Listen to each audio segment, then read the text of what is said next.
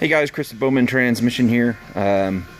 Working on this 4L60E and thought I better take a video of this thing. This thing has been built previous. Came out of this truck right here, this 95 Chevy pickup. When I pulled the transmission out of this truck, it had many issues. There were just bolts that were mismatched, things that were in the wrong hole. Lots of bolts that weren't tight, like 2 out of 3 converter bolts weren't even tightened down. Bell housing bolts that weren't tight, standard bolts in metric holes. I mean, you name it. And this is one of the things that's really hard to do when you're a transmission guy and you're trying to build bench jobs and send them with people, is that you never know if they're going to install them properly. And I would say probably 98% of failures on a transmission that's a bench job is typically transmission tuning, installation related. And very not very often is it a bench build issue. Now that's when it comes to my transmissions.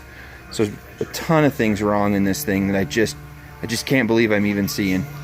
One, so this is the sealing rings right here, and these sealing rings go on the pump and they're for the reverse input. Now this one's okay, but this one is super thin on this one side, and I don't know if you guys can kind of see it, but you can see where it's kind of screwed up right in this area. But that's because that sealing ring wasn't properly installed and it was cut on installation, which means that reverse input drum is never going to seal. One of the other things so far when I've taken this thing apart that I noticed is that this thrust bearing right here is in backwards. So this is no good because it installs the other way, so that this outer piece right here, this outer part of this bearing, has a lip on it, and it should be rotate with the drum. Instead it's rotating independently, which means it's going to wear into the drum.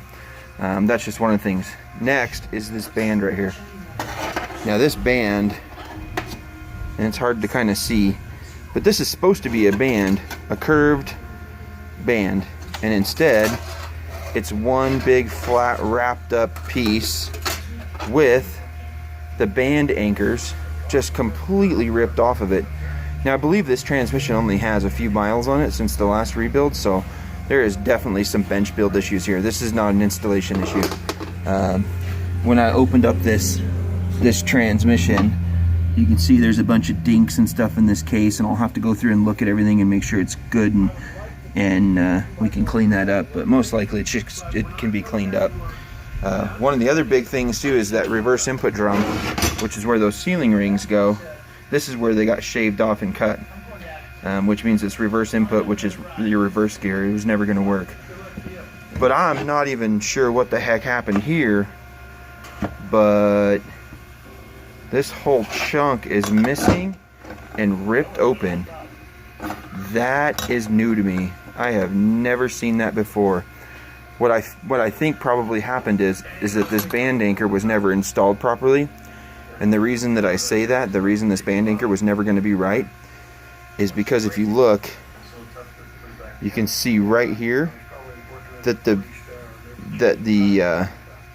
the servo is supposed to apply in that little groove down here, not where you can see that it's been working and rubbed apart right here. And that servo pin is right here. So this is the servo pin that's been working on that right here. So instead of it being in here like it should be, it was installed right here, which locked this band against this drum and just completely wiped this band completely out. Now, that happens. I mean, sometimes when you're installing one of these, you don't get this band pin into that anchor. But how do you know if you do or not? Well, when you check the band adjustment. So if you don't check the band adjustment and verify its function, you'll never see that this was installed incorrectly. You can't see it when it's installed in the case, but it's one thing to check. But I mean, this is just so far. I haven't even tore into it the rest of the way, and I found this much damage to it. Oh, and the pump is supposed to have a seal retainer on the pump face that goes right here, but the seal retainer was missing. That was something they added on later in the years of a 700, but that seal retainer, I always put them on because it just helps. The good thing is the pump had been drilled, so there's a drain back hole right here that's been drilled. and that's usually what pushes that out. But I mean, I'm probably going to end up taking another video here soon, because I'm guessing if I found this much wrong with this transmission just this far in, that there's going to be plenty more that I'm going to find wrong. Anyways, I'll check back in. Have a good day.